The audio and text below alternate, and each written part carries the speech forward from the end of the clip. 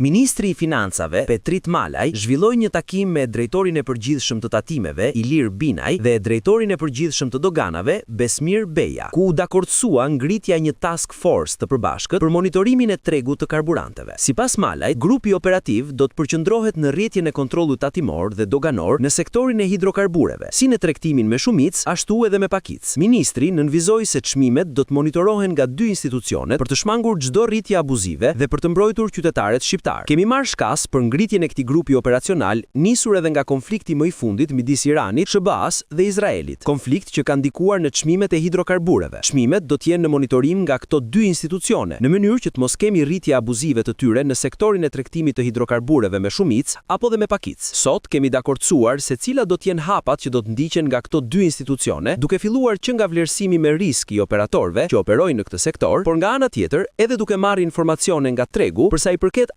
abuzimeve potenciale që mund të ndodhin. Kontrolli do të fokusohet jo vetëm në kontrollin e dokumentacionit doganor apo tatimor, por edhe në kontrollin fizik të sasive të hidrokarbureve që tregtohen nga pikat e tregtimit me shumicë dhe pakicë, u shpreh ministri. Kontrollet do të shtrihen në gjithë vendin duke u fokusuar tek subjektet me risk dhe përfshin verifikimin e dokumentacionit dhe kontrollin fizik të sasive të hidrokarbureve që tregtohen nga pikat e tregtimit me shumicë dhe pakicë. Malaj tha se task forca do të veprojë me planifikim të koordinuar dhe analizë të detajuar për të garantuar funksionimin e rregullt të tregut.